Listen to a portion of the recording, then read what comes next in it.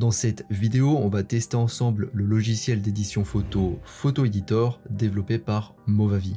Movavi est une société fondée en 2004. Si elle était une petite entreprise au début, elle est désormais une grosse multinationale présente dans plus de 200 pays et avec des millions d'utilisateurs à son actif. Movavi développe de nombreux logiciels dans divers domaines comme le montage vidéo, la capture d'écran, la conversion de fichiers, l'édition de PDF ou encore ce qui va nous intéresser dans cette vidéo, l'édition photo. Ils m'ont simplement envoyé un email en me demandant si je voulais bien faire une vidéo et un article au sujet de leur logiciel d'édition photo, et bien sûr ils m'ont aussi dit que j'étais totalement libre au niveau de mon avis. Moi, si ça me permet de faire du contenu sur la photo et aussi de le diversifier, eh bien je prends. Allez, on va voir tout ça ensemble. En avant, Guingamp.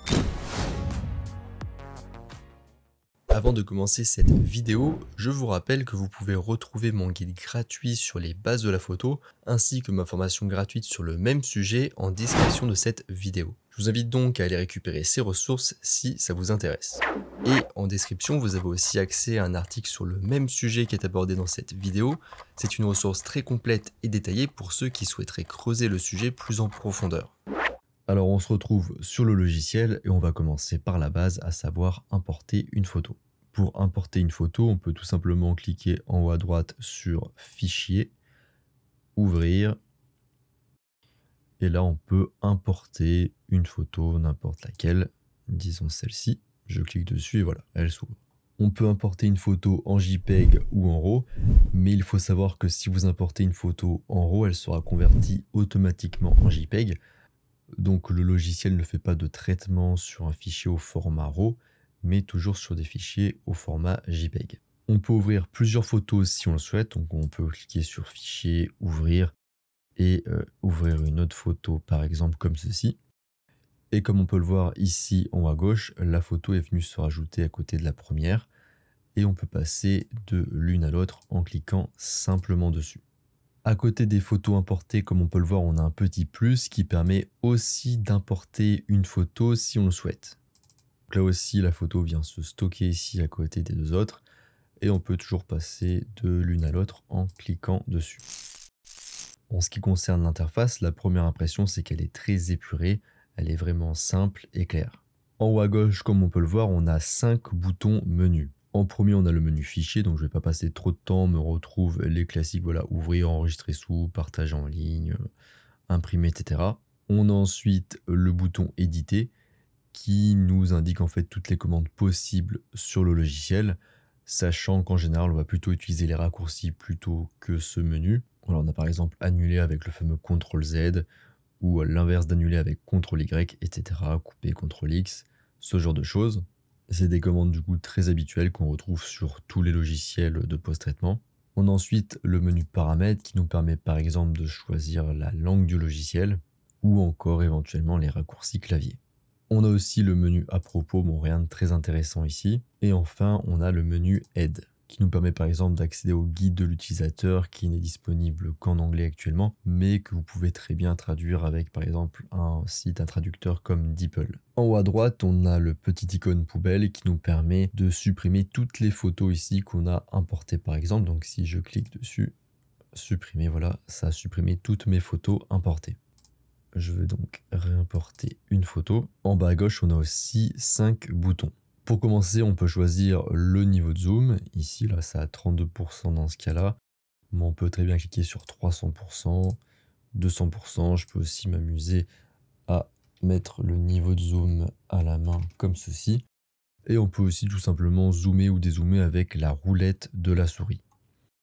On a aussi le fameux et très utile ajuster à l'écran qui va ajuster du coup la photo en fonction de la taille de votre écran. Le second bouton permet, une fois qu'on clique dessus, de voir la photo originale, donc sans aucun traitement. Là, dans mon cas, on vient de commencer, donc j'ai pas appliqué de traitement à la photo. On peut très bien cliquer dessus pour voir avant, après. Ensuite, on a un bouton retour en arrière. Ensuite, on a un bouton rétablir, donc l'inverse de retour en arrière. Et enfin, on a ces 3 petits points. Si on clique dessus, on peut rétablir l'original, c'est-à-dire remettre la photo à 0. C'est-à-dire qu'elle sera dans l'état dans lequel elle a été importée au début. Donc on lui efface tous ces réglages. Et on a aussi information sur le fichier qui permet d'avoir des informations sur la photo, qui affiche en gros les exifs. En bas à droite, on a un bouton enregistrer qui permet d'enregistrer soit sur l'ordinateur, soit en ligne sur Google Drive. Maintenant, on va passer au cœur du logiciel. On va voir ensemble tous les différents outils qui sont ici sur la gauche. Alors, je vais juste changer de photo. J'ai des photos qui sont adaptées en fonction des différentes fonctionnalités qu'on va utiliser, donc je ferai les changements. Je ne sais pas si je vais forcément les garder en montage, sans doute que non, donc soyez pas étonnés si les photos changent, c'est normal. C'est moi qui les change en fonction de ce que l'on voit. Alors pour commencer, on a du coup ajuster.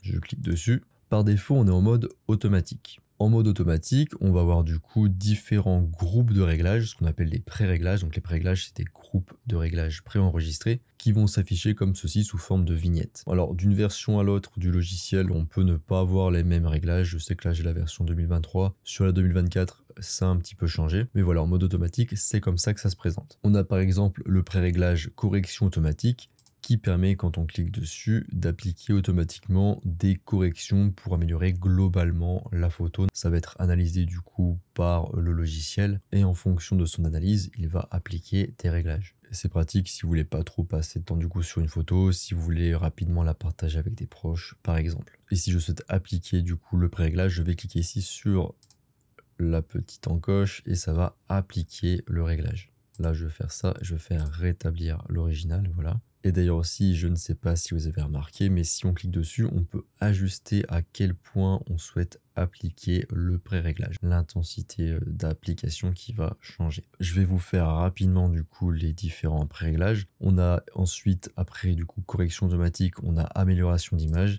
qui permet en gros d'améliorer les couleurs de la photo, comme on peut le voir. Ensuite, on a éclairage HDR, donc qui est plutôt mal nommé. En fait, il permet de compenser un contre-jour. Donc ici, je l'applique. Il va un petit peu contrebalancer du coup le contre-jour qu'on a sur le sujet ici. Voilà, donc ici, il essaie de compenser un petit peu le contre-jour. Si je fais avant, après. En fait, plus précisément, il a l'air d'éclaircir les zones les plus sombres de la photo. Donc si la photo est un petit peu sous-exposée, il va essayer de rajouter un petit peu de luminosité. Ensuite, on a débruiter qui va venir essayer d'enlever le bruit sur nos photos. Donc ici, j'ai pris une photo extrêmement bruitée pour l'occasion, ça tombe bien. Et donc ici, je vais appliquer débruiter pour voir. Le traitement s'opère. Alors le traitement peut prendre un petit peu de temps vu qu'il faut vraiment qu'il travaille ici le logiciel. On peut voir que les résultats sont pas trop mal. Donc là, le traitement a été appliqué. Si je fais avant, voilà, on peut voir quand même qu'il y a beaucoup de bruit. On peut voir ici avant et là une fois le traitement appliqué. Donc on perd forcément un peu de détails à cause du lissage. Mais globalement, vu le prix du logiciel, le débruitage fait plutôt du bon travail. Même si c'est un petit peu tendance du coup à tout lisser. Ensuite, on a faible exposition qui est aussi assez mal nommé et qui permet tout simplement de réduire la luminosité sur une photo qui serait un petit peu trop claire, trop exposée. Donc ici, voilà, ça l'a fait, mais bon, vu que la photo de base est surexposée, ça fait pas grand chose. Mais voilà le principe. Donc ça, c'était pour les principaux pré-réglages un petit peu intéressants, un petit peu techniques qui vont impacter vraiment vos photos. Ensuite, tout le reste, c'est plutôt des sortes de filtres d'ambiance. Donc ça va jouer un peu sur les couleurs qui vont être plus ou moins adaptées à votre photo. Ça dépend aussi de vous. Enfin, c'est du pur esthétisme, donc il n'y a pas vraiment de discussion à ce sujet. C'est plus en fonction de vos goûts. Ça dépend aussi de la photo. Certains pré-réglages vont plus s'apprêter à certaines photos que d'autres. Là aussi, je le rappelle, on peut ajuster l'intensité d'application du pré-réglage à la photo. Vous avez peut-être remarqué aussi que des petits cœurs s'affichent quand je passe la souris sur une vignette de pré-réglage. Et donc si je clique sur le petit cœur ici, par exemple heure d'or, eh bien ça va automatiquement mettre mon pré-réglage dans les favoris. Et ici dans le menu déroulant, si je déroule et que je mets favoris, et que je clique sur favoris, eh bien je me retrouve du coup avec mes favoris. Je peux enlever aussi les favoris, ça les enlève du coup de cette catégorie. Là on était dans le mode automatique de l'ajustement, mais on peut aussi passer en mode manuel en cliquant sur manuellement. Comme j'ai choisi un pré-réglage, eh bien les curseurs ont déjà un petit peu bougé, donc je vais remettre tout ça à 0. On a le premier curseur exposition qui du coup est mal nommé parce qu'en effet en numérique on ne peut pas changer l'exposition post-traitement, l'exposition se fait à la prise de vue. Donc ici, ce serait plutôt un curseur luminosité. Donc voilà, ça va jouer sur la luminosité. Est-ce que la photo est plus ou moins claire? Alors en dessous, ce qui est curieux, c'est qu'on a à nouveau un curseur luminosité qui fait à peu près pareil, mais en moins prononcé, en moins fort. Donc là aussi, ça va être plus ou moins clair, plus ou moins sombre. On a deux curseurs un peu redondants en quelque sorte, même si l'exposition est quand même plus violente apparemment que le curseur luminosité. Je vais remettre à 0 ici. Ensuite, on a le curseur contraste qui va venir jouer du coup sur l'écart de luminosité entre vos pixels les plus clairs et les plus sombres. Donc plus je vais pousser le curseur sur la droite, plus il y aura un écart marqué entre les pixels clairs et sombres. Et l'inverse, du coup, si je pousse le curseur de l'autre côté. Ensuite, on a les tons clairs. Ici, ça va venir jouer sur l'éclaircissement ou l'assombrissement des pixels clairs de la photo. C'est l'équivalent des hautes lumières sur Adobe Lightroom. On a ensuite les ombres. Ici, on va venir jouer sur les pixels sombres, du coup, plus ou moins clairs. Alors ici, c'est quand même assez imprécis. On aurait préféré avoir quelque chose comme Adobe Lightroom, par exemple, avec les noirs, les blancs, les hautes lumières, les ombres, etc. Ça aurait été plus clair. Je vais remettre à 0. Ensuite, ici, on a la balance des blancs. Plus en dessous, on a la fameuse pipette. Alors ça, c'est assez pratique. C'est sympa de l'avoir ici, qui va nous permettre de faire la balance des blancs en cliquant sur une zone neutre au niveau de la couleur. On peut réchauffer ou refroidir la température de couleur de notre photo avec le curseur température. On a aussi un curseur teinte qui nous permet de, par exemple, corriger une teinte qui serait dominante sur la photo, hein, donc le vert pour contrebalancer du magenta et le magenta pour contrebalancer du vert, par exemple. C'est aussi assez classique. On le retrouve sur pas mal de logiciels. Ici, on a un autre curseur assez sympa qu'on ne retrouve pas forcément tout le temps. C'est un curseur qui permet de donner des teintes supplémentaires, hein, par rapport à juste au-dessus à notre photo. Donc voilà, on a un peu toutes les couleurs ici. On a ensuite les curseurs saturation et vibrance qui vont venir jouer sur la saturation de vos couleurs. Je vais remettre à 0. Donc les curseurs saturation et vibrance, on les retrouve aussi quand même assez souvent sur la plupart des logiciels de post-traitement. Et on va passer maintenant aux 3 derniers curseurs, qui pourraient être comparables à présence par exemple sur Adobe Lightroom. Voilà, j'ai changé de photo parce que ça se voit mieux sur cette photo. Donc le curseur netteté aussi qui semble agir un petit peu comme le curseur clarté sur Lightroom. On a un petit peu le même rendu ici. Il va venir modifier le contraste des contours des petits éléments. Donc c'est ce qui fait cet effet un peu plus net, un peu plus détaillé. On a ensuite le curseur détail qui lui semble plutôt venir jouer sur le contraste des tons moyens. On voit un petit peu au niveau du ciel ici que ça fait ressortir un peu les nuages au fond. Et enfin, on a le curseur flou qui, comme son nom l'indique, sans aucune surprise, vient ajouter du flou à notre photo.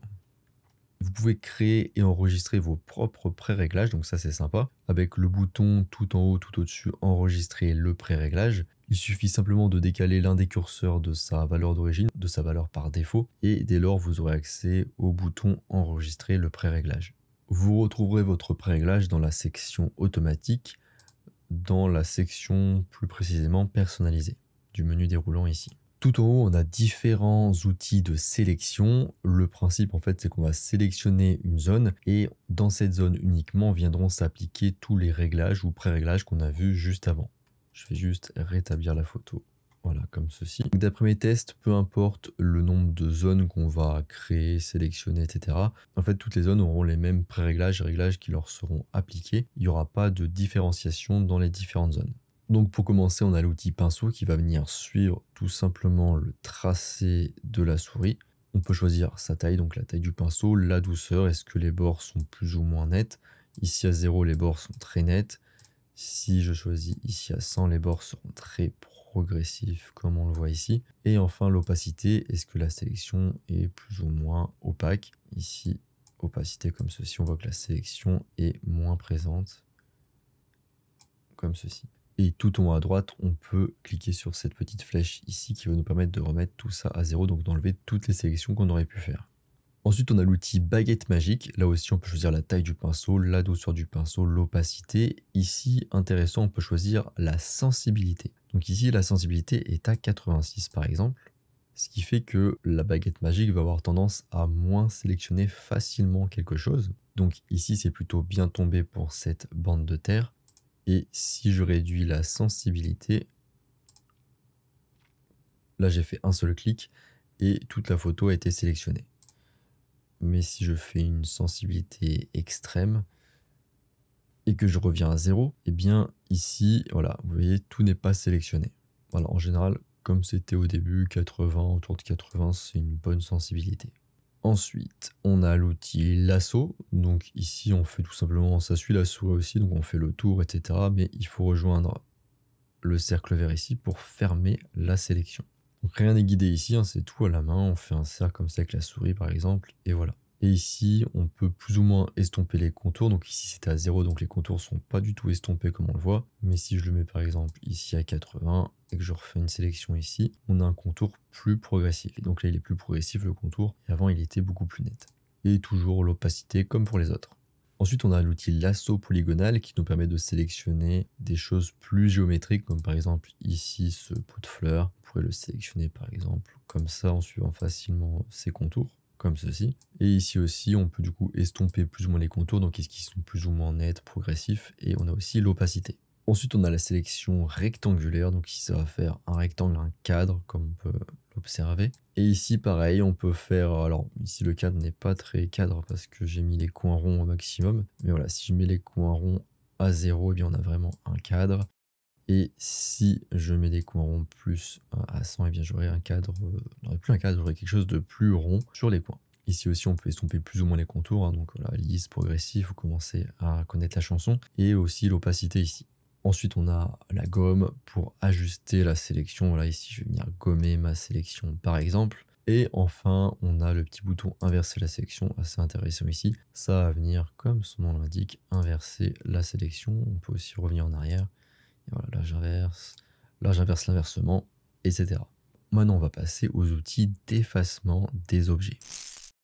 Comme pour beaucoup de fonctionnalités, c'est un peu le principe du logiciel, on a un mode automatique et un mode manuel. Je me mets en mode automatique pour commencer. Donc ici c'est simple, on a juste un curseur zone de sélection qui est en fait un curseur taille de pinceau tout simplement. Si je fais ceci, voilà, j'ai un gros cercle au niveau de la zone de sélection. Ici je fais ceci, j'ai un cercle beaucoup plus petit. Et ici il a automatiquement compris que je voulais sélectionner l'oiseau. Donc c'est très bien, même si le pinceau était plus gros que l'oiseau, il a compris automatiquement que c'était l'oiseau que je visais. Et là, j'ai juste à cliquer sur appliquer. Donc comme vous l'avez compris, hein, la zone rouge, c'était la zone sélectionnée. Et là, voilà, j'ai mon oiseau qui est parti. Alors ici, ça n'a pas très bien fonctionné. En général, ça fonctionne bien. Là, il manque quand même des petits bouts. Comme on peut le voir ici, ça remplace en fait les pixels par des pixels flous. Donc si vous décidez d'enlever quelque chose qui est plutôt net et plutôt mis en avant dans la photo, et bien ça va pas être très discret ni très subtil. Surtout si vous souhaitez afficher la photo en grand par exemple et pas sur les réseaux par exemple. Et bien ça va être assez visible ces pixels flous, donc c'est pas terrible. En revanche, si on fait du coup cet effacement sur un élément un peu plus en arrière-plan et dans le flou, ici on va appliquer l'effacement. Eh bien ça offre de bien meilleurs résultats, c'est beaucoup plus convaincant. En effet ici c'est un petit peu en arrière-plan donc c'est flou et les résultats donc sont bons, voire très bons. Alors il y a une petite silhouette quand même ici, assez discrète, mais si la photo est affichée en assez petit, eh bien ça ne se verra pas trop. Comme vous l'avez vu, j'ai juste fait un clic, effacement et c'était parti. Avant de remettre la photo à 0, je vais essayer de... Ah, pas ça. Je vais essayer d'effacer, donc là je zoome avec la molette de la souris.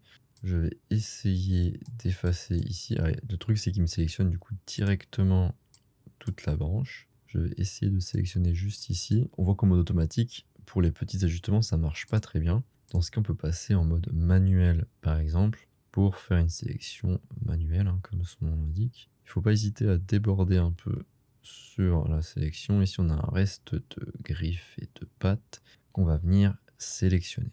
Et là, on applique l'effacement pour voir ce que ça donne. Alors en soi, l'effacement fonctionne bien. La branche globalement reste bien formée. On a toujours une forme de branche. Mais comme je vous le disais, ça remplace l'élément par des pixels flous. Donc si c'est dans une zone nette, c'est quand même pas terrible. Mais de loin, en petit, ça fonctionne quand même plutôt bien. Parce que si on fait ça, voilà, avant, après, au vu du prix du logiciel, je vais le dire souvent, au vu du prix du logiciel, mais les résultats sont très corrects. Ici, c'est une photo plutôt simple ou moyennement complexe quand même avec la branche. On voit que les résultats sont bons. Ici, si je souhaite effacer cette personne qui nous fait une pirouette, hop, disons que je fasse ça, donc je me prends vraiment pas la tête, hein, je sélectionne très rapidement, je fais appliquer. Ici, les résultats sont par exemple très bons, hein, bons voire très bons éventuellement. Ici, on voit que c'est un peu plus complexe et donc l'effacement n'est pas parfait. Mais globalement, comme je vous le disais, ça remplace les pixels toujours par des pixels flous. Donc, c'est quand même pas terrible pour les zones nettes de votre photo. Alors, Tout à gauche ici, on retrouve les mêmes outils de sélection qu'avant, hein, la baguette magique, le lasso, etc. L'outil polygonal comme on a vu tout à l'heure. On a un nouvel outil cependant, donc l'outil comme aussi hein, pour effacer la sélection. On a un nouvel outil, l'outil tampon, qui est présent dans certains logiciels. Je vais remettre du coup à 0. Et l'outil tampon, alors c'est un outil tampon classique qui fonctionne bien. Donc avec l'outil tampon, le principe c'est qu'en fait on va sélectionner une zone par exemple ici à droite. Donc c'est ma zone de référence ici que je viens de sélectionner. Et je vais l'appliquer à une autre zone ici. Donc l'outil en soi fonctionne très bien, mais ensuite ce qu'il faut avec l'outil tampon, c'est en fait ça dépend que de vous, hein. Il faut un petit peu de talent, un petit peu de travail, un petit peu de précision, de temps, etc. Donc l'outil fonctionne bien, après c'est pas le plus facile à manipuler. Comme on l'a vu juste avant avec l'oiseau dans le flou, ça fonctionnait très bien sur lui. Pour les zones nettes, ça fonctionne pas très bien. Et maintenant pour le fun, je vais tester quelque chose de très difficile. Ici je vais sélectionner cet arbre et essayer de le faire disparaître et on va voir ce que ça donne comme résultat.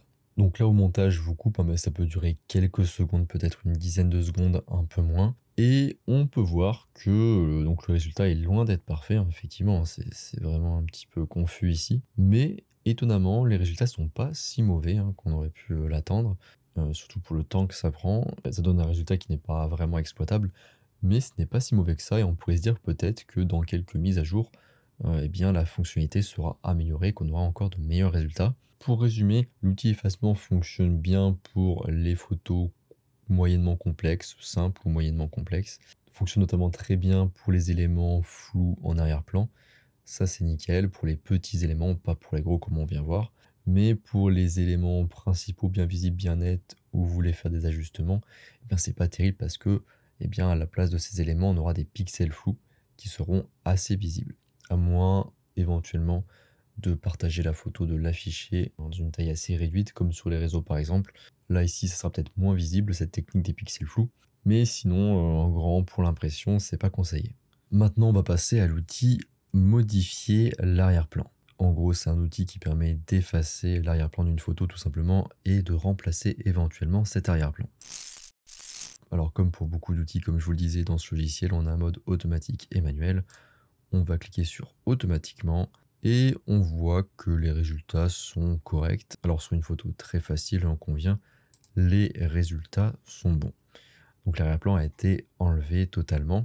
Et je peux par exemple le remplacer ici par n'importe quoi, ici. Donc il y a des propositions ici qui me sont faites, où je peux ajouter aussi, en cliquant ici, ma propre photo, comme par exemple celle-ci. Je peux ajouter par exemple une photo que j'ai sur mon ordinateur, ou je peux tout simplement ne pas mettre d'arrière-plan. C'est intéressant par exemple si vous enregistrez en PNG, pour mettre vos photos sur des éléments, je ne sais pas, des présentations, pour faire du montage photo, et juste avoir du coup l'élément détouré.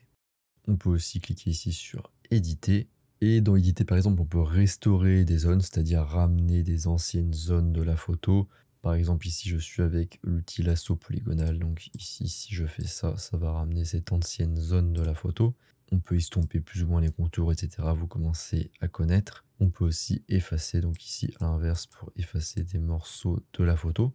Donc globalement, le mode automatique fonctionne très bien, mais comme vous l'avez vu sur une photo très simple, si on passe à une photo un peu plus complexe et qu'on marque ici automatique et qu'on met ici pas d'arrière-plan, eh bien on peut voir que là c'est pas trop mal non plus en fin de compte, hein. La photo n'était pas non plus très complexe, mais c'est pas si mal. On va voir maintenant avec une photo un peu plus compliquée. Ici avec une photo un peu plus compliquée, du coup, voilà, là il n'y a pas de miracle. Ici ça ne fonctionne pas du tout. Alors en effet la photo est quand même plus compliquée, donc le logiciel n'arrive pas trop à savoir quoi sélectionner. Et on va voir avec une autre photo pour finir. Je vais cliquer là aussi sur automatiquement. Ici la photo est simple, en soi c'est juste une personne sur un fond noir. Mais ici le logiciel n'arrive pas à comprendre exactement quel est le sujet et n'efface pas très bien l'arrière-plan et n'est pas très bon pour les petits détails. Donc ici pour les cheveux, il est totalement perdu. Donc on va passer au mode manuel pour voir ce qu'il en est. En mode manuel, on a ici affiner les bords, donc je vais vous montrer à quoi ça sert. Et on a en dessous zone de sélection. La zone de sélection qui correspond du coup à la taille du pinceau. Ici si je prends une assez grosse taille comme ceci, et bien voilà, il comprend assez simplement que je veux sélectionner la pomme. Et ensuite, on a le petit affiner les bords. Plus je mets le curseur vers la droite, vers une valeur plus élevée, plus les bords comme ici seront prononcés. En fait, il rajoute du bord en gros sur la zone que j'ai sélectionnée. Et plus je pousse le curseur sur la gauche, moins il aura tendance à rajouter du bord. Ici, il n'y a quasiment aucun bord qui n'a été rajouté. En fait, il va venir grappiller plus ou moins de la sélection en fonction de la valeur sur laquelle vous mettez ce curseur affiner les bords. Alors, c'est pas trop mal, mais c'est très loin d'être précis quand même. Et ça va demander pas mal de temps pour la sélection. Même sur une photo simple, là, c'est pas parfait. Donc à la limite, il vaut mieux se mettre en mode automatique et uniquement faire ça sur des photos très simples, donc des photos avec un élément qui ressort bien de par sa couleur par exemple, ou par rapport à la mise au point si l'élément est net et derrière que c'est flou. Mais il faut pas lui en demander trop, c'est pas l'outil le plus réussi du logiciel. Encore que si vous faites des photos sur des fonds unis, ça devrait à peu près le faire. Et il faut que les bords de votre élément soient lisses et nets, parce qu'en effet, les bords irréguliers, ils ne calculent pas trop ça. Ensuite, on va passer à un autre outil très marrant, ici restauration de photos. L'outil restauration de photos, comme son nom l'indique, va permettre de restaurer d'anciennes photos. Alors on a deux curseurs ici, enfin deux curseurs, deux loquets même, il n'y a même pas de curseur. Restaurer et coloriser la photo. Alors restaurer, ça permet en théorie de réparer un petit peu la photo. Par exemple ici en haut à gauche, on peut voir qu'on a une petite pliure. Et bien l'outil restaurer va venir s'en charger, venir estomper cette pliure. Et on a l'outil coloriser qui, comme son nom l'indique, pas de surprise, va venir rajouter ou supposer certaines couleurs et les mettre du coup dans notre photo. Ça va venir coloriser donc notre photo. Ici, les deux sont sélectionnés. Je vais cliquer sur appliquer. Tout simplement, j'ai rien d'autre à faire. Alors ici, il me propose de redimensionner la photo, de la mettre avec moins de pixels, donc enlever des pixels pour que le processus soit plus rapide. Moi, je vais mettre oui pour avoir un petit peu moins de temps de téléchargement. Donc comme on voit ici, il a réduit la photo. Alors avec cet outil, ça peut être un petit peu long parce que ça demande quand même pas mal de calculs et de réflexion au logiciel. Petite analyse des résultats. En fait, ce qui fait qu'on a plein de zones floues un petit peu comme ça, c'est la partie restauration. Comme on peut le voir sous la pliure en haut à gauche, nickel, elle a été enlevée. En revanche, ça nous a mis du flou là un petit peu de partout sur le bateau. Ça nous a même mis du flou ici sur les écritures et il n'y a pas moyen d'ajuster ça. Donc ici, la restauration fonctionne pas très bien. Au niveau de la couleur, c'est pas mal. Je vous fais un petit avant, après. Donc ici, on va remettre à 0 et on va voir ce que ça donne juste avec du colorisé. Cette fois-ci, je vais mettre non pour que le avant-après soit plus parlant. Et ici, on a de bien meilleurs résultats. Donc la coloration est vraiment très intéressante. Alors, c'est pas parfait. On a quelques zones qui vont pas forcément être très bien colorées. Alors ici, ça semble ok, mais on verra d'autres exemples après. Alors ici, au niveau de l'eau, c'est pas forcément tout très uniforme. Mais voilà, ici, on a l'écriture ici qui est conservée, par exemple. Alors, on a toujours la pliure, mais au moins, on n'a pas de zone floue étrange comme on avait tout à l'heure. Et au niveau de la colorisation, en vrai, pour l'effort qu'on a à faire et pour le prix du logiciel, c'est vraiment pas mal du tout. Ici, on a un autre exemple. Alors pareil, là, on voit qu'il y a pas mal de saletés, de tâches ou je ne sais pas trop quoi. On va cliquer sur appliquer et on va voir ce que ça donne. C'est long. Alors ici, les résultats sont vraiment pas terribles parce que voilà, l'outil restauration a lissé comme avant beaucoup de zones de la photo qui n'en avaient pas besoin. Il n'arrive pas à se concentrer vraiment sur les petits détails. Alors en effet, tous les petits éclats qu'on avait ont disparu, mais au niveau de la coloration, c'est pas terrible non plus. Ici, on a une zone un peu grise. Ici, au niveau de l'œil aussi. Là aussi, au niveau de l'épaule. Mais on a quelques parties qui sont réussies, hein, comme ici la cravate ou ici la veste. Mais globalement, on a eu un trop fort impact de la restauration. Donc on va essayer de faire juste la colorisation pour voir. Ici, j'ai testé la colorisation seule et on n'a pas de meilleurs résultats. À voir, c'est pire qu'avant. On a juste le visage qui est un petit peu coloré, mais même l'oreille ici n'est pas colorée, etc. Enfin, on a juste un peu le visage qui a fonctionné. Donc sur cette photo, par exemple, c'est plutôt un échec. On va voir une autre photo. Sur cette photo, on n'a pas particulièrement besoin de restauration, donc je vais juste appliquer la colorisation. Ici, la colorisation fonctionne globalement très bien, même si on a quelques détails. Ici, par exemple, c'est pas très bien coloré. Ici non plus la main. Mais globalement, ça fait plutôt l'affaire. Et ça marche plutôt bien. Juste pour un clic, je le rappelle. Ici, les résultats sont vraiment pas mal. Enfin, dernier essai ici, juste avec de la colorisation. Je vais appliquer et c'est parti. Ici aussi, globalement, très bonne surprise. L'arrière-plan très bien géré, hein, qui n'est pas simple. Il n'est pas très net, on voit pas très bien ce que c'est, mais l'arrière-plan est quand même bien géré. On a quelques zones, ici la main, ici l'autre main, qui ne sont pas très bien colorées. Mais au niveau des chaussures, ici on a une bonne démarcation. On a des nuances de bleu ici dans le costume. Ça fonctionne vraiment pas trop mal, même très bien, je dirais. Surtout pour l'effort qu'on a à faire, hein, juste un clic, je le rappelle. Donc c'est pas mal. Ça peut demander sans doute des ajustements sur d'autres logiciels. Mais pour le côté automatique, ça marche vraiment pas trop mal. Maintenant, on va passer à un autre outil, l'outil retoucher. C'est parti. Là aussi, on a deux modes possibles, le mode automatique et manuel, rebelote. Je clique sur automatique et là, le logiciel va analyser le visage ou les visages si on a plusieurs et il va essayer d'appliquer lui-même des agrémentations, des modifications, des améliorations au visage. Et là, il va essentiellement ici essayer de le maquiller un petit peu, d'améliorer la peau, éventuellement mettre un peu de maquillage. On va voir ce que ça donne. Là aussi, ça peut être un peu long. Encore, ça va. Alors, voilà ce qu'a fait le logiciel. Alors, c'est pas forcément très visible, donc je vais zoomer un petit peu. Et ici, au niveau du logiciel, on va faire un petit avant-après. On voit qu'ici, le logiciel a essentiellement enlevé certaines tâches, essayé d'estomper un peu les cernes. Il a enlevé certaines tâches ici et là. Il a globalement juste amélioré la peau. Ce qui est déjà pas mal pour un premier ajustement qui fonctionne plutôt bien. Mais pour aller plus loin, on va devoir passer en mode manuel. En mode manuel, on a plein de petits outils comme ça pour améliorer un petit peu les visages. Pour commencer, on a le lissage de la peau. Alors comme pour d'autres outils, on peut changer la taille du pinceau, la douceur du pinceau, l'intensité, etc. Ce qui va nous intéresser ici, c'est de voir ce que ça donne. Donc ici, si on applique le lissage de la peau, ici par exemple sur le front du sujet, on voit que ça fonctionne plutôt bien. On peut varier aussi l'intensité du lissage si on le souhaite ici. On peut éventuellement revenir en arrière en gommant ici avec l'outil gomme pour enlever le lissage ici éventuellement. Là aussi, on peut changer même la douceur de la gomme, donc le bord de la gomme, est-ce que c'est plus ou moins net. Ici, on voit que ça fonctionne quand même plus ou moins. Et plus on passe dessus... Non, si on passe dessus plusieurs fois, ça change pas grand-chose. Mais on voit que l'outil fonctionne correctement, hein, plutôt bien. Je peux augmenter un petit peu l'intensité du lissage si je le souhaite. Je peux appliquer ou non le lissage. Moi, je ne vais pas l'appliquer pour montrer l'autre exemple plus en dessous. On a aussi un outil qui permet d'effacer les rides. Donc là, c'est plus pour les rides plus profondes de la peau, comme ici dans ce cas-là. Et ici, on va tester aussi l'outil, donc qui est quand même... L'outil d'avant, c'était la peau plus globalement. Ici, c'est quand même plus concentré sur les rides. Et on voit en effet que c'est quand même plus approprié, ça fait moins un effet lisse, une sorte d'effet un peu fond de teint.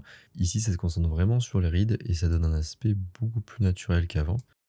Donc, ce serait plus conseillé d'utiliser cet outil pour les rides plutôt que les autres et éventuellement affiner un peu avec du lissage de peau en réduisant l'intensité. Et on pourrait par exemple imaginer qu'on finit sur un petit lissage de peau ici. Et je vous fais un petit avant-après, avant-après. Les deux outils fonctionnent très bien et ils fonctionnent encore mieux en combinaison l'un avec l'autre. Donc je vais rétablir comme à l'origine. Et on va passer à effacer les tâches, comme son nom l'indique, qui permet d'effacer les petites imperfections sur la peau. Ici par exemple on a une tache, une sorte de grain de beauté ici. On va tout simplement cliquer dessus et ça s'efface. Ici on a par exemple une autre tache ici. On va cliquer dessus. Voilà, ça fonctionne extrêmement bien, il n'y a pas de souci là-dessus. Je reviens en arrière. Ensuite, on a matifié la peau. Cet outil permet de réduire les zones les plus brillantes du visage. Alors, c'est quelque chose qui arrive assez souvent quand on fait du portrait, notamment à l'intérieur, sous des lampes pendant peut-être 1 heure, 2 heures. Eh bien, c'est que la peau, au bout d'un moment, devient grasse, ce qui est normal, hein. Nous sommes des êtres humains, des êtres organiques. Et donc, nous sécrétons un peu de sébum. Et ça peut donner un effet brillant à la peau. Ici, il n'y a pas vraiment d'effet très brillant, disons un petit peu sur le fond, par exemple. Et cet outil va venir estomper un petit peu le côté brillant qu'on peut retrouver. Alors là, je peux cliquer comme ça pour estomper et on voit que ça fonctionne plutôt bien de manière assez naturelle. Je vais vous montrer avant-après. Voilà, avant ici, après on voit que c'est moins brillant. Je retourne en arrière, voilà comme ceci. Et je peux aussi cliquer sur effacer automatiquement pour qu'il détecte automatiquement les zones un petit peu claires et qu'il les estompe. Voilà, si je fais avant, après, on voit qu'il a corrigé la zone que j'avais déjà visée au niveau du front, un petit peu au niveau du bout du nez ici aussi. C'est un outil qui fonctionne bien, voire très bien. L'effet est très subtil, le rendu est subtil, donc c'est très bien. Ensuite, on va passer au fond de teint. Donc ici, ça vient toucher plutôt la peau. Donc on a des couleurs proposées ici qui sont plus adéquates par rapport ici à la fonctionnalité. Et c'est tout simplement un outil qui va nous permettre de venir colorer la peau. Je peux modifier l'intensité là aussi, la douceur du pinceau, la taille du pinceau, etc. Vous commencez à connaître la musique. Alors ici, comme on peut le voir, il n'y a pas de mode automatique, il n'y a pas d'aide à la visée en quelque sorte, à l'application. Donc il va falloir vous-même prendre le temps de passer le pinceau sur la personne. Il n'y a pas vraiment d'aide. Ici, si je déborde par exemple sur la bouche, ça va venir colorier la bouche. Il n'y a pas vraiment voilà, d'outils d'aide à la coloration, donc ça va être du travail à la main, avec votre petite main. C'est simplement en fait un outil pinceau avec des couleurs présélectionnées, mais vous pouvez très bien choisir ici n'importe quelle couleur. C'est juste ici vous avez une aide avec des couleurs qui sont plus logiques par rapport au fond de teint. Voilà, ici j'ai cliqué sur le blanc. Ça ne prend pas en compte quoi que ce soit, en fait on peut mettre la couleur que l'on souhaite. Et je vais revenir à 0. Et enfin on a le fard à joues, alors c'est la même fonctionnalité qu'avant, avec des couleurs qui sont plus adaptées par rapport à un fard à joues, un maquillage de type fard à joues. Mais voilà, c'est le même principe que tout à l'heure, il n'y a pas d'aide, c'est totalement à la main. Ici, on voit que la personne a déjà un petit peu de fard à joues. Et donc, ça va totalement dépendre de vous, de votre capacité à rendre ça naturel ou pas, de bien doser, de jouer peut-être avec les rebords, des rebords plus doux pour avoir un aspect un peu plus naturel. Ensuite, on va passer à la section yeux. Ici, on a la section yeux rouges. Alors, la personne ici n'a pas les yeux rouges. Ici, j'ai pas forcément d'exemple. Ça peut aussi se faire en mode automatique. Mais voilà, c'est un outil qui permet, parfois quand on le prend notamment au flash, les personnes peuvent avoir les yeux rouges. Et donc, ça peut venir corriger cet effet. On passe à agrandir les yeux. Là, on clique sur agrandir. C'est la seule option. On voit que ça les a déjà un petit peu agrandis. Alors ici, la personne a déjà les yeux grands ouverts. Donc, c'est pas forcément le mieux. Mais ici, on peut réduire l'intensité, rester un peu plus subtil sur l'effet et légèrement agrandir les yeux seulement. Je vais vous montrer un autre exemple très intéressant. Donc on est sur un nouvel exemple, je vais cliquer sur agrandir comme tout à l'heure. Et ce qu'on peut voir, ce qui est intéressant, c'est que même si la personne n'est pas de face, eh bien le logiciel arrive à détecter le second œil ici et que l'effet s'applique aussi bien que la personne d'avant qui était de face. Alors ici c'est un petit peu trop gros, mais voilà, on peut rester là aussi subtil. À 10, c'est bien. Je vous mets avant, après, avant, après. Voilà, rester subtil. Éventuellement à 15, mais ça commence à faire. Voilà. Donc ça fonctionne aussi très bien. On a ensuite un autre outil, l'outil couleur des yeux. Alors là, en fait, c'est le même principe que les outils fard à joues et fond de teint. C'est tout simplement un pinceau qui va venir appliquer une couleur. Donc là non plus, on n'a pas d'aide à la visée. Il va falloir le faire à la main. Mais ici, c'est pas vraiment embêtant puisque les yeux, enfin l'iris des yeux est une petite parcelle seulement de la photo. Et donc, on n'a pas besoin d'y passer trop de temps, même si c'est à la main. Comme ceci par exemple. On peut y aller de manière un petit peu brouillonne au début et ajuster avec la gomme. Comme ceci, en changeant un peu la taille de la gomme et en visant par exemple la pupille. Voilà, comme ceci, on vise la pupille et ça fera un effet tout à fait ok. Bon, je vous montre juste pour cet œil. Si on s'éloigne ensuite de la photo, eh bien on voit que ici l'outil fonctionne très bien. Il n'a pas besoin d'être plus complexe que ça, hein. C'est juste de la coloration d'œil et ça fonctionne parfaitement bien. Alors là aussi, c'est le même principe que tout à l'heure. Ça propose des couleurs plus logiques par rapport à l'outil, mais on peut mettre n'importe quelle couleur. Si je clique ici, on peut mettre n'importe quelle couleur. Je pourrais mettre du rose par exemple. Voilà, ici ça ferait rose, mais comme on peut le voir, ça fait pas très naturel. Il vaut mieux rester sur des couleurs naturelles et même diminuer l'intensité ici pour quelque chose de plus subtil toujours, hein. N'hésitez pas à rester subtil dans vos retouches, en tout cas pour avoir un aspect naturel. Je reviens à 0 et on passe au fard à paupières. Même principe que le fond de teint, etc. Là aussi, c'est juste un pinceau avec l'intensité, la douceur du pinceau, la taille du pinceau. Et là, je peux venir zoomer ici et mettre un peu de fard à paupières, par exemple, comme ceci. Alors ici, c'est comme pour les yeux, c'est pas très grave si on doit tout faire à la main parce que c'est qu'une petite partie. Donc on peut très bien le gérer à la main, même moi qui n'ai pas l'habitude de me maquiller ou de maquiller quelqu'un, etc. eh bien j'arrive à un résultat tout à fait OK. Il faudra jouer notamment sur la douceur, avec quelque chose d'un peu plus subtil comme ceci. Et voilà, ça fait très bien l'affaire en suivant un petit peu la paupière. On a quelque chose de naturel et de tout à fait crédible. L'outil fonctionne bien, l'outil est simple, il n'est pas guidé, mais il fonctionne bien. Bien sûr, là aussi, on peut gommer si nécessaire ce qu'on vient de faire. Ensuite, on passe à l'outil mascara, ici qui va concerner les cils, donc il va falloir zoomer un petit peu.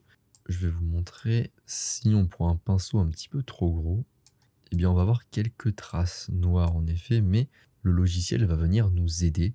Et même si on n'est pas tout à fait sur le cil, comme on peut le voir, eh bien il va s'appliquer plutôt sur le cil. Donc on a une petite aide cette fois, c'est l'une des rares fois où on aura une aide, sur là où notre effet vient s'appliquer. Alors je vous conseille plutôt de vraiment bien zoomer et de prendre une taille de pinceau plus petite pour aider un petit peu le logiciel. Alors ça va prendre un peu de temps, mais bon là c'est pareil, il n'y a pas tant de cils que ça.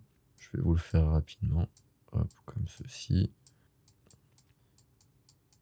Et les résultats seront tout à fait corrects, comme on le verra juste après. Alors vous voyez ici, le trait dépasse un peu, mais quand on va dézoomer, ça ne sera pas très visible. Alors soyez un peu plus méticuleux que moi, un peu plus précis pour avoir de meilleurs résultats. Ah, ici on voit que ça fonctionne moins bien, je vais vous montrer d'ailleurs que ça fonctionne moins bien dans certains cas. Ici en dessous ça fonctionne par exemple bien, hein. On a bien l'effet mascara qui s'applique juste au cils. Voilà, comme ceci. Et de loin, c'est tout à fait crédible et correct. On voit que l'outil fonctionne plutôt bien. Bon, j'ai pas été très minutieux, donc il y en a un petit peu trop ici. Mais l'outil, si on s'applique, si on prend un petit peu la peine, donc ça prend je pense 1-2 minutes, eh bien l'outil fonctionne bien. En revanche, le gros problème qu'on va voir notamment sur cet exemple, c'est que si j'essaie d'appliquer l'outil mascara ici, eh bien l'outil ici est totalement perdu et ne va pas venir s'appliquer au cils et bien juste faire des pâtés. Donc je pense que c'est parce que ici la zone est plus sous-exposée, qu'il manque d'informations et que le logiciel n'a pas de point d'accroche, il n'arrive pas à se rattraper à quelque chose. Et donc il fait un petit peu n'importe quoi. Enfin, je ne suis pas du tout guidé, donc là c'est totalement moche. Et ça ne fonctionne pas très bien, du moins beaucoup moins que la situation d'avant. Donc voilà, petit bémol sur cet outil, il fonctionne bien si la zone est bien éclairée, bien informée entre guillemets, puisque la lumière c'est l'information. Mais si jamais la zone est sous-exposée, eh bien les résultats dans ce cas sont pas terribles. Pour finir, on a le crayon à sourcils. Alors c'est le même principe qu'on a vu avant, hein, que le fard à paupières, etc. C'est un outil pinceau classique, on n'a pas d'aide là non plus. On a juste des couleurs proposées plutôt logiques, qui permettront d'avoir une couleur plutôt logique par rapport au maquillage qui existe. Mais le problème, c'est qu'ici, c'est vraiment raté, même si je fais du noir. Parce qu'ici, il n'y a aucun point d'accroche, comme pour les cils par exemple. Ici, il n'y a pas d'aide. Il n'y a pas d'aide du logiciel. Le pinceau colore toute la zone, il ne va pas s'accrocher, s'appliquer juste au poil des sourcils. Donc ça donne quelque chose qui n'est pas du tout crédible pour le coup. À moins éventuellement de réduire la taille du pinceau, mais pour les sourcils, on a plus de poils que pour les cils en général. Donc ça va prendre quand même plus de temps. Je peux essayer de... Mais là ici, on a plusieurs... Ouais non, vous voyez ici, ça ne fonctionne vraiment pas du tout. Même si on est sur le côté bien éclairé. Donc là, pour le coup, cet outil, il est totalement raté. Maintenant, on va passer à la bouche. On peut maquiller les lèvres de notre sujet. Toujours pareil, taille du pinceau, douceur, intensité, gomme pour les ajustements. Pareil que pour les autres outils qu'on a vus un peu avant, on a des couleurs ici logiques pour du maquillage de lèvres, mais on peut choisir la couleur que l'on souhaite. Et ici, là non plus, on n'est pas guidé du tout, comme on a pu l'être pour les cils. Donc ici, il va falloir aussi un petit peu de patience pour faire quelque chose de crédible. Pour le coup, même si on s'y connaît pas en maquillage, il suffit en gros de suivre les lèvres, hein. Donc sur le principe, c'est pas compliqué. Ça prend un peu de temps, mais pas tant de temps que ça. Voilà, comme ceci. Je vais peut-être ajuster un peu ici, comme ceci. Alors, je me suis un peu raté sur la lèvre supérieure, mais en ce qui concerne la lèvre inférieure, c'est pas trop mal. Et là, il faut vraiment venir jouer pour un aspect plus naturel sur l'intensité des couleurs pour garder quelque chose de plus naturel comme ceci, ou en tout cas de plus crédible. Si vous faites un petit peu mieux que moi, ça sera encore mieux. Mais sur les lèvres inférieures ici que j'ai bien colorié, eh bien ça marche plutôt pas trop mal en jouant sur du coup l'intensité comme je vous disais. On a quelque chose de plutôt crédible. Pas hésiter à hop comme ceci et faire un petit peu avant-après. Comme on voit quand même, il y a la couleur qui est appliquée, même si l'intensité est assez faible. Ensuite, on a autre chose, on a le blanchiment dentaire. Ici, on va devoir changer de photo parce que cette photo manque de dents visibles. Voilà, ici, on a des belles dents visibles. On se remet sur blanchiment dentaire. Toujours le même principe, hein, taille du pinceau, intensité, gomme, etc. Et ici, on va venir du coup colorier nos dents. Alors, il faut les colorier un petit peu une à une. Ici, j'ai l'impression qu'on a une petite aide quand même. J'ai l'impression que le blanc s'applique moins, voire pas, sur les gencives, ce qui n'est pas de refus, hein, ça nous aide toujours un petit peu. Mais on voit ici, le blanchiment s'applique plutôt sur les dents. Je vais faire toutes les dents rapidement, je vais sans doute vous couper ça, vous l'accélérer. Et voilà. Voilà, comme ceci, donc je l'ai fait assez rapidement, mais ça fonctionne bien. On a un petit avant-après. Alors ici, c'est peut-être un peu trop. Là aussi, il ne faut pas hésiter à jouer sur l'intensité. Il n'y a que les acteurs américains qui ont les dents bien blanches, mais naturellement, on a rarement les dents bien blanches. C'est tout à fait naturel d'avoir les dents non blanches, du coup. Et revenir plutôt jouer ici sur l'intensité, comme pour les autres réglages, pour avoir un rendu un peu plus naturel et juste légèrement éclaircir les dents. Et là aussi, on a de très bons résultats. L'outil n'est pas complexe, mais ce n'est pas la peine qu'il soit complexe, parce qu'il nous suffit d'un petit pinceau, de passer un petit coup sur les dents, et ça fonctionne très bien. Et avec cet outil, comme pour l'outil mascara, on a quand même une petite aide intéressante. Et enfin, pour finir sur toucher, on peut venir changer la couleur des cheveux. Alors là, c'est comme pour l'outil fard à paupières, fard à joues, etc. C'est juste un outil pinceau. Et on peut venir changer simplement la couleur des cheveux de la personne. Ici, on est sur quelque chose d'un peu complexe, des cheveux un peu frisés, bouclés. Donc ça va pas forcément être simple au niveau de la coloration vu qu'on n'a pas d'aide comme on peut le voir. Par exemple ici si je déborde sur la peau, hein, il n'y a pas d'aide ici. Ici si je colorie un petit peu entre les mèches, eh ben, il n'y a pas d'aide non plus. Donc ça va demander du temps. Ici l'outil est pas forcément très réussi. Il va demander quand même un peu trop de temps à être utilisé. On peut essayer de tester sur un autre exemple. Voilà, si on prend cet autre exemple et qu'on veut lui changer sa couleur de cheveux, on va être confronté au même problème que tout à l'heure, hein, même si ici il n'y a pas vraiment de mèche sur le dessus de la tête. Ça va prendre un peu de temps. Enfin, on a quand même quelques cheveux ici, mais on ne pourra pas vraiment les colorier facilement. Ici, si je dépasse, on voit bien qu'il n'y a pas d'ajustement ici qui se fait. Et au niveau de la peau non plus, il n'y a pas d'ajustement qui se fait. Et ici, sur le côté, voilà, c'est vraiment très visible. L'effet est très visible. Donc là, pour la coloration des cheveux, c'est plutôt pas réussi. Donc on repassera pour cet effet. Ensuite, on a l'effet amincir le visage. Ici, je peux cliquer sur amincir et je peux ajuster l'intensité de l'effet. Alors, ce qui est très réussi ici, c'est que le sujet n'est pas face à la caméra, à l'objectif, à l'appareil photo. Et donc, on aurait pu se dire que le logiciel allait avoir un peu de mal à détecter le visage. Mais non, ça fonctionne plutôt bien. On a un amincissement qui est plutôt réaliste, même s'il est très poussé. Ici, on peut vraiment le pousser un petit peu, ça reste plutôt cohérent, réaliste. Je vous fais un petit avant-après. Là, pour le coup, cet outil est très réussi, assez bluffant, surtout quand on voit le prix du logiciel. Eh bien, ça fonctionne vraiment bien, il n'y a pas de souci là-dessus. Si je prends mon autre exemple juste avant qu'on avait pris pour les dents et que je clique sur amincir, là, on a un visage un petit peu complexe en plus, il a une forme de visage assez particulière. Et on voit que ça fonctionne plutôt bien aussi. Alors, il faut rester assez subtil quand même. Mais là, ici, ça fonctionne aussi très bien. Avant, après, avant, après. L'amincissement fonctionne très bien, détecte très bien le contour du visage, notamment les mâchoires, et s'applique très bien.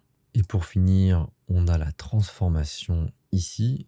On a 3 petits outils ici dans l'outil transformation. Je vais zoomer un petit peu pour qu'on voit mieux. On a ce premier outil ici. On peut ajuster la taille du pinceau, l'intensité, etc. Dans ce cas ici, on peut déplacer des pixels. Donc c'est un peu l'outil fluidité sur Photoshop, c'est un peu la même idée. Et je peux déplacer ici des pixels si je veux par exemple élargir son nez comme j'ai essayé de le faire ici. Ici peut-être que je trouve que sa bouche est un petit peu trop grande, pourquoi pas. Et je peux du coup réduire la taille de sa bouche. Et honnêtement, je suis agréablement surpris par l'outil parce que je ne suis pas très doué pour faire du travail en général à la main, surtout que je suis à la souris. Et honnêtement, c'est étrangement très facile. Le logiciel comprend bien ce qu'on veut faire et je trouve ça plutôt réussi. Par exemple, je reste subtil avant, après J'ai par exemple réduit un petit peu la bouche ici, pourquoi pas, hein. Peut-être je trouvais que la bouche était trop grande ou qu'il faisait un sourire trop prononcé. J'ai réussi du coup à réduire. Pour le nez, bon, c'est pas forcément ce qu'on cherche à faire en général, on cherche rarement à élargir le nez, plutôt l'inverse. On se prête vraiment au jeu, l'outil fonctionne bien. Après, on a un autre outil ici pour rapetissir. Alors, je vais revenir à l'original. On a l'outil ici dans transformation donc pour rapetissir. Donc ici, on a juste en fait à cliquer sur une partie, par exemple ici le bout du nez. Si on trouve que le nez est trop présent, eh bien je vais cliquer dessus et comme on peut voir, il va rapetissir à chaque clic. Le nez se réduit. Je peux faire pareil par exemple sur les oreilles, pourquoi pas. Moins facile à utiliser sous les oreilles, mais pourquoi pas, je peux réduire un petit peu les oreilles. Si je veux réduire éventuellement les yeux, hein, pourquoi pas. Voilà, notamment le nez, ça fonctionne pas trop mal sur le nez, sur les yeux pas terrible. Sur les oreilles, pas forcément évident à utiliser. Sur le bout du nez, c'est pas mal. Si je fais un petit avant-après, voilà. Ça fait globalement pas très naturel, j'ai peut-être un petit peu abusé, on va voir un petit peu. Si je remets à 0 et que j'essaie de faire quelque chose d'un peu plus subtil, comme ceci par exemple, eh bien on voit que le nez est réduit ici et que ça marche pas trop mal. Pour les oreilles, je vais essayer de faire autre chose, je vais essayer de les englober dans le pinceau pour voir si... Ah oui, c'est beaucoup mieux, comme ceci, voilà. Et par exemple, ici, on a des résultats plutôt crédibles et en quelques clics. Et on a le dernier outil de transformation qui va faire l'inverse de ce qu'on a vu juste avant. Je vais rétablir. Donc ici, à chaque clic, cette fois-ci, eh bien, je vais grossir l'élément qui est dans le pinceau. Si je veux par exemple ici grossir son nez, grossir sa bouche, éventuellement grossir ses yeux, même si on avait l'outil juste avant, agrandir les yeux. Pourquoi pas, peut-être que je veux le faire de cette manière. Et bien ici, je peux venir agrandir les yeux. Bon, ici, pas très subtil non plus, mais en tout cas, ça fonctionne. Mais l'outil réduction et ici déplacement fonctionne en tout cas très bien. L'outil agrandissement peut-être moins bien, où il va demander plus de subtilité dans son application. Mais globalement, c'est une bonne surprise au niveau de la transformation et de amincir son visage. De très bons outils qui fonctionnent très bien, très simplement, et qui permettent, s'ils sont utilisés de manière subtile, de garder des résultats cohérents et naturels. Maintenant, on va passer à l'outil effet. Alors, très rapidement, ici, il n'y a pas grand-chose à dire. L'outil effet, c'est simplement des filtres. On avait déjà des filtres dans ajustement, mais qui servaient de curseur, etc. Ici, il n'y a pas vraiment d'histoire de curseur, c'est vraiment purement esthétique. On ne pourra pas les modifier par la suite en passant en mode manuel, comme pour les pré-réglages dans ajustement. Ici, c'est simplement des filtres qui rappellent un petit peu les filtres qu'on peut trouver sur Instagram, sur Snap, ce genre de trucs. Donc, je ne vais pas m'étaler sur cet outil. Comme pour les pré-réglages, on peut là aussi cliquer sur les petits cœurs qui sont en haut à droite des vignettes pour les ajouter à nos favoris, ici favoris. Et on va passer sans plus attendre à l'outil suivant, l'outil légende. On passe du coup à l'outil légende qui permet essentiellement de rajouter du texte comme on va le voir. Pour commencer à ajouter un texte, on va cliquer sur le bouton en haut ici, ajouter. On peut du coup mettre le texte que l'on souhaite. Je mets ça au pif. Appliquer. Le reste est très classique, on peut changer la police ici par exemple, on peut changer la taille de l'écriture. Ici si on clique sur la croix, eh bien évidemment on efface le texte, on peut déplacer le texte. Ici on peut agrandir et réorienter le texte. Juste en dessous de la police et de la taille de la police, on a des options assez habituelles pour du texte, comme mettre en gras, mettre en italique, souligner, l'alignement à gauche, l'alignement central, l'alignement à droite. Juste en dessous, on a deux autres petites options. On a ici remplir qui va venir changer la couleur du texte. Par exemple, je vais mettre en blanc. Ici, on a la transparence. Si la transparence est à 0, c'est-à-dire que eh bien, on voit au maximum le texte. Si la transparence est à 100, eh bien, on ne voit plus le texte, il est 100% transparent. Juste à côté, on a la couleur du fond qui peut être changée. Ici, elle est bleue, mais on peut par exemple mettre la couleur du fond en rouge. On a aussi un petit outil pipette ici. Plus en dessous, on a deux autres curseurs, le curseur contour et cadre. Alors, je vais un petit peu agrandir pour qu'on voit un petit peu mieux tout ça. Ici, le contour est à 0, mais si je l'augmente, eh bien, le contour du texte va venir grossir. Je vais mettre dans une couleur qu'on voit un peu mieux, comme ceci. Voilà, et la transparence ici à 0 pour qu'on voit bien le contour. Donc comme on peut le voir ici, on a le contour qui vient se mettre au niveau du contour du coup des bords des lettres. On peut changer la couleur comme je viens de le faire. On peut aussi changer la transparence. À 0, on voit bien le contour. Et à 100, eh bien c'est 100% transparent, donc on n'a plus de contour. Juste en dessous, on a le cadre. Alors ici, c'est un contour qui vient...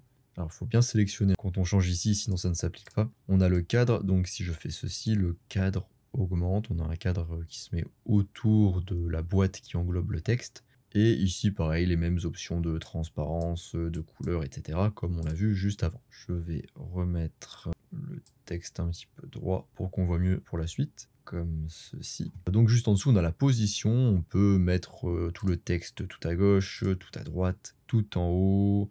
On peut aussi combiner, hein, si on veut faire par exemple dans le coin tout en haut à gauche, eh bien on fait par exemple ça et ça, voilà, on clique bien tout en haut. Enfin, je vais vous montrer ici, mais par exemple si on veut dans le coin en haut à gauche, eh bien on fait d'abord tout en haut, puis après tout à gauche, ça fait en haut à gauche. On peut faire du coup voilà tout en haut, tout en bas, au milieu au niveau de la verticale et au milieu au niveau de l'horizontale. Pareil, si on combine au milieu au niveau de la verticale et de l'horizontale, eh bien ça va centrer le texte. Après, on a des petites options de déformation, voilà, en plus, comme la rotation. Donc là, la rotation du texte, qu'on peut faire aussi ici, par exemple. On a aussi la rotation, mais des lettres, cette fois-ci, voilà, pour faire tourner les lettres si on le souhaite. On a cette option de courbe, on peut faire des vagues, on peut faire un arc, on peut faire un effet de fish eye, voilà, comme ceci. On a aussi le décalage, comme ceci, et la perspective. Voilà, je passe rapidement sur tout ça car c'est pas forcément ce qui nous intéresse le plus dans un logiciel d'édition photo. Ici, c'est un outil qui va plutôt intéresser les personnes qui font des publications sur les réseaux sociaux, par exemple, hein, les community managers, par exemple. Ce genre de personnes, pour les photographes, en général, je ne pense pas que ça leur soit bien utile. On a aussi dans l'outil légende un deuxième onglet, l'onglet décoration. Voilà, là aussi c'est pas forcément ce qui nous intéresse le plus, donc je vais y passer rapidement. Mais voilà, l'outil décoration, quand on clique sur ajouter, nous permet d'ajouter une petite décoration. On peut là aussi choisir la couleur par exemple, la transparence, etc. et choisir le positionnement comme on a vu juste avant. Maintenant on passe à l'outil suivant, l'outil incrustation d'images. Alors cet outil pareil, je vais y passer très rapidement parce qu'il est utile sans être vraiment très développé. C'est-à-dire qu'ici, on peut par exemple sélectionner un endroit avec la sélection rectangulaire comme on a vu au tout début de la vidéo. On a aussi la sélection lasso comme je vous l'ai montré aussi, la sélection polygonale, etc. Bref, ici on fait une sélection, peu importe comment, et disons que je fasse une sélection comme ceci, voilà. Eh bien, je peux par exemple couper une partie de la photo si je souhaite. Je peux aussi, je reviens en arrière, je peux aussi copier une partie de la photo. Ici, j'ai copié donc cette partie ici. Et je peux aussi coller. Voilà, par exemple, ici, j'ai collé la partie que j'avais sélectionnée juste avant et la déplacer. Et je peux aussi venir ajouter une image. Voilà, une des images que j'ai utilisées précédemment, par exemple, pour faire un petit peu de photomontage. Comme vous le voyez ici, toutes les fonctionnalités sont assez basiques, donc je passe assez rapidement. On ne va pas pouvoir en tirer grand chose honnêtement. C'est pareil, ça sert juste éventuellement, je pense, à des personnes qui font de la communication sur les réseaux sociaux ou éventuellement des affiches. Mais globalement, en tant que photographe, ça va pas trop vous intéresser cette partie. Il n'y a même pas de système de couche ni de mode de fusion, donc c'est vraiment très basique. Et enfin, pour finir, on a l'outil taille. On arrive sur l'outil taille qui est plutôt mal nommé. Il s'agit plutôt d'un outil de recadrage, de rognage éventuellement. On arrive du coup sur cette interface. Et pour commencer, tout en haut ici, on a cette première fonctionnalité. Ici, on a le nombre de pixels de notre cadrage. Donc ici, on est sur du 6000 pixels de large pour 4000 pixels de haut. En cliquant ici sur le coin, je peux recadrer. Comme on peut le voir ici, le nombre de pixels a donc changé logiquement, vu que j'ai diminué la taille ici de la photo, vu que je recadre. En dessous, on peut sélectionner un ratio d'aspect plus précis, comme par exemple le 4 tiers, le 5 quarts. Donc là, je mets bien le cadenas et je me mets par exemple en 5 quarts. Et bien, ça va garder le ratio d'aspect. De cette manière, je peux changer la taille du recadrage, mais garder ce ratio d'aspect comme ceci. Je peux aussi donc cliquer à un endroit comme ceci pour faire mon recadrage, bref, assez classique. Dans mon cas, je vais remettre comme ceci. On va passer à la fonctionnalité après qui est un peu plus intéressante. Alors là, je peux changer l'orientation de ma photo, par exemple. Avec le bouton, je peux tourner l'orientation dans l'autre sens. Alors ici, rien de bien incroyable non plus. Je peux faire une inversion sur l'axe vertical, par exemple. Ça peut servir notamment pour certains visages, par exemple, quand on veut changer un petit peu, inverser le visage, car le côté gauche ressort mieux d'un côté que de l'autre. On peut faire une inversion aussi horizontale. Là, ça peut servir pour des reflets, par exemple. Après, il y a l'outil de redressement. Alors, ça permet notamment en photo de paysage, comme dans notre cas actuellement, ça peut nous servir à remettre l'horizon bien droit. Alors, on peut le faire à vue d'œil avec le curseur ici, ou on peut utiliser le petit bouton ici, mise à niveau automatique. Ce qui est bien, du coup, c'est que ça va redresser la photo, mais sans laisser de blanc sur les côtés. Donc, du coup, si on penche un petit peu la photo, ça va rogner un petit peu la photo.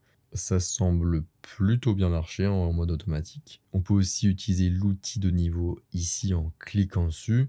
Je vais trouver l'horizon, donc la ligne droite ici. Je vais cliquer sur un bord ici, maintenir le clic et lâcher ensuite, enfin bien suivre la ligne tout le long ici et lâcher ici. C'est peut-être un peu plus précis quand même que l'outil mise à niveau automatique. Ça semble un peu plus droit, je pense. Parce que ici en mise à niveau automatique, ici il me dit que l'horizon est déjà droit, donc ça confirme que l'outil de niveau a bien fait son travail. Donc voilà, ici la fonctionnalité permet de travailler un peu sur l'orientation, le redressement d'horizon, ce genre de choses. Et enfin ici on a un outil d'agrandissement. On peut choisir de travailler sur des pourcentages, des pixels, des centimètres ou des pouces. Par exemple, si je choisis pixels ici, eh bien les tailles prédéfinies seront en pixels. Si je mets pourcentage ici, j'aurai des pourcentages, etc. Donc si je mets par exemple pixels, je peux dire par exemple que je souhaite réduire en 3200 x 2400 pixels, par exemple. Après, en général, c'est plus utilisé pour faire l'inverse, hein, plutôt que de réduire la taille en pixels. On utilise plutôt ce genre d'outil pour augmenter le nombre de pixels. Donc ici, j'ai ouvert la même photo, mais en 960 x 640 pixels. Et en général, ce qu'on fait du coup, c'est qu'on souhaite l'agrandir. Je peux par exemple prendre ici cette taille, qui va du coup venir agrandir x2 la photo. Et ici, si je clique sur appliquer, eh bien ça va agrandir ma photo. Alors comme on voit, ça n'a pas rajouté de pixels, ça a juste vraiment agrandi la photo et forcément elle est plus floue vu qu'on reste sur le même nombre de pixels à la base, mais juste sur une photo plus grande en taille. Et donc les pixels sont plus éloignés les uns des autres et donc on perd en définition. C'est la raison pour laquelle ici on a un petit loquet agrandissement IA qui normalement nous permet de récupérer du détail. Alors si on regarde bien, en fait ça ne rajoute pas vraiment de pixels, ça rajoute plutôt une sorte de netteté pour compenser cette perte de netteté qu'on a eue à cause de ce que je vous disais du coup de l'agrandissement de la photo. Eh bien on a perdu un petit peu de pixels, et on a perdu de la définition, de la netteté, et donc l'agrandissement IA fonctionne pas vraiment très bien puisque c'est juste un rajout d'une sorte de netteté. Ici par exemple on a la photo en 960 x 640. Ici en agrandissement avec IA ça donne ceci, donc on a cet effet de netteté rajouté. Sans agrandissement IA, en fait la photo est floue. Et ici avec la vraie photo en 1920 x 1280, on voit bien qu'on est très loin de la photo qui a été agrandie par IA, donc avec vraiment des résultats très différents. Donc l'outil ne fonctionne pas très bien, il peut faire illusion si l'agrandissement n'est pas très important, mais c'est pas un réel outil qui va venir calculer et rajouter des pixels à la photo. C'est juste un outil qui vient en fait donner l'illusion de netteté malgré l'agrandissement. Ce qu'il faut retenir d'intéressant, c'est surtout ici pour le redressement de la ligne d'horizon qui peut nous servir. Et après pour le reste, on a juste un outil de recadrage classique, rien d'exceptionnel ici, avec quelques ratios d'aspect communs qui sont proposés. En ce qui concerne l'agrandissement, il n'est pas vraiment très opérationnel. On s'est bien amusé sur le logiciel et maintenant vient l'heure du bilan. Dans cette partie, je vais vous synthétiser les avantages et les inconvénients du logiciel Movavi Photo Editor. On va commencer par les avantages. On a une interface très simple et épurée. On peut explorer très rapidement toutes les fonctionnalités et prendre en main rapidement le logiciel. Les ajustements automatiques fonctionnent bien et permettent des retouches rapides. L'effaceur d'objets fonctionne plutôt bien pour les éléments pas trop gros, les scènes simples ou moyennement complexes, et fonctionne particulièrement bien pour les éléments flous en arrière-plan. En plus de ça, il est rapide et simple à appliquer. C'est aussi une plutôt bonne surprise en ce qui concerne la restauration d'anciennes photos au vu du prix du logiciel. La colorisation en revanche ne marche pas à tous les coups, mais peut donner de très bons résultats aussi. L'outil Retoucher est une très bonne surprise aussi au vu du prix du logiciel. Il permet de nombreuses possibilités esthétiques pour les photos de portrait. Pour les fans de réseaux sociaux, les fonctionnalités d'effets, d'ajout de texte et de photos permettront de créer rapidement des supports de communication. Movavi Photo Editor est un bon logiciel pour mettre un premier pied dans l'édition photo sans trop se prendre la tête, avec du coup ses ajustements automatiques, l'effaceur d'objets qui est efficace, les réglages de base, les effets, les filtres, ce genre de choses. Et enfin, le logiciel a un très bon rapport possibilité-prix. Maintenant, on va passer aux inconvénients. Dans l'outil Ajuster, on ne peut pas faire différentes sélections pour appliquer différents réglages à différentes zones. L'effaceur d'arrière-plan est très moyen, voire médiocre. Les ajustements de base en mode manuel sont un peu brouillons, avec par exemple le curseur exposition ou encore luminosité qui sont un petit peu redondants, et on a aussi par exemple pas de curseur noir ou blanc. Ça manque un petit peu du coup de précision. Si le logiciel aime beaucoup jouer sur son côté IA/automatique, il est parfois mieux de passer en mode manuel pour une partie des fonctionnalités. Et si l'outil Retoucher permet de nombreuses possibilités, comme je l'évoquais dans les avantages, il souffre d'un manque d'aide à la sélection, un manque d'aide à l'application de ses effets, avec par exemple du magnétisme. Ainsi, pour cette partie du logiciel, il faudra un petit peu de temps et d'application pour obtenir des résultats précis. Moi, dans cette vidéo, j'ai passé assez peu de temps à faire ces petits réglages, ces petites précisions, ces ajustements, mais les résultats sont corrects pour des photos affichées en petit, comme sur les réseaux sociaux par exemple. Le logiciel ne permet pas de post-traiter en RAW, alors on peut importer des photos en RAW, mais elles seront directement converties en JPEG. Si vous souhaitez tester Movavi Photo Editor, je vous laisse un lien en description via lequel vous pourrez télécharger la version d'essai du logiciel qui est disponible pour Mac et Windows. Dans la version d'essai, vous êtes limité à l'enregistrement de 10 images maximum avec un filigrane ajouté et les captures d'écran sont aussi désactivées. Et si le logiciel vous intéresse, vous pouvez l'acheter en suivant un autre lien que je vous laisse en description aussi. Il faudra descendre un peu sur la page jusqu'à Photo Editor. À l'heure où je tourne cette vidéo, vous n'avez qu'une option, acheter une licence au prix de 40,95 € TTC pour un an. En conclusion, Movavi Photo Editor est un petit logiciel de retouche rapide qui peut intéresser différents profils de personnes. Les personnes qui ne cherchent pas à faire de l'édition poussée mais plutôt rapide, les personnes qui n'ont pas les moyens d'acheter un gros logiciel de retouche, les personnes qui postent sur les réseaux sociaux. En effet, la petite taille d'affichage des photos permet de rendre les imprécisions du logiciel moins visibles, et on a aussi les outils légende et incrustation qui peuvent permettre de créer des supports de communication. Les personnes qui veulent goûter à la retouche photo sans trop se prendre la tête, en effet, on a une interface simple, une prise en main rapide et une automatisation qui permettent de retoucher nos photos en quelques clics. Pour 40,95 € pour un an pour une licence à l'heure où je tourne cette vidéo, on a largement de quoi commencer à bidouiller nos photos et mettre un premier pied dans l'édition photo. Je vous rappelle que vous pouvez retrouver mon guide gratuit sur les bases de la photo ainsi que ma formation gratuite sur le même sujet en description de cette vidéo. Je vous invite donc à aller récupérer ces ressources si ça vous intéresse. Et en description, vous avez aussi accès à un article sur le même sujet qui est abordé dans cette vidéo.